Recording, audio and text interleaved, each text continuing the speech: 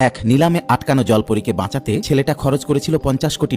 সেই মুহূর্ত থেকেই জলপরীটি তার প্রেমে পড়ে যায়। 15 বছর পর ছেলেটার পরিবার দেউলিয়ার মুখে পড়ে। উপকারের প্রতিদান দিতে জলপরী তার মায়ের কাছে সাহায্য চায়। সাগর রাজা শর্ত দেন ছেলেটার পরিবারের মাছ ধরার এলাকা তিনি রক্ষা করবেন, কিন্তু বিনিময়ে ছেলেটাকে তার মেয়েকে বিয়ে করতে হবে। ছেলেটার বাবা রাজি হলে সাগর রাজা মেয়ের গলায় থাকা ফুলকা বন্ধ করে দেন আর লেজ বদলে মানুষের পায়ে রূপ দেন। বিদায়ের আগে তিনি সতর্ক করেন, স্থলে উঠে কখনো কান্না করা যাবে না। 3 বারের বেশি কাঁদলে শরীর ফেনায় গলে যাবে। মেয়েটা শপথ করে সে নিশ্চয়ই সুখী হবে, কিন্তু সাহিলকে বিয়ে করেই মাইরা বুঝে যায় সে তাকে গভীরভাবে ঘৃণা করে। কারণ সাহিলের বাবা তাকে বিয়ে করাতে তার প্রথম প্রেম রোশনিকে জোর করে বিদেশে পাঠিয়েছিল। বাবার মৃত্যুর পর সাহিল সঙ্গে সঙ্গে রোশনিকে ফিরিয়ে আনে। রোশনির একটি সন্তান থাকলেও সাহিল তাকেই ভালোবাসত। ওদের একসঙ্গে সুখী দেখতে পেয়ে মাইরা দুঃখে প্রথমবার কেঁদে ফেলে, আর চোখের জল সঙ্গে সঙ্গেই মুক্তায় বদলে যায়। দৃশ্যটা রোশনি দেখে ফেলে। সে জানতো শুধু জলপরীর চোখের জলই মুক্তা হয়। সত্য লুকোতে মাইরা দ্রুত কানের দুল খুলে বলে মুক্তাটা নাকি সেখান থেকেই পড়েছে, কিন্তু রোশনি সাহিলকে দিয়ে জোর করে মুক্তাটা তার হাত থেকে কেড়ে নেয়। মুক্তার মান দেখেই সে নিশ্চিত হয়ে যায় এটি জলপরীর অশ্রু। এরপর সে ইচ্ছে করে মুক্তাটা ছুঁড়ে ফেলে মায়রাকে অপমান করে বলে তার কান্নার কোনো মূল্য নেই। মায়রার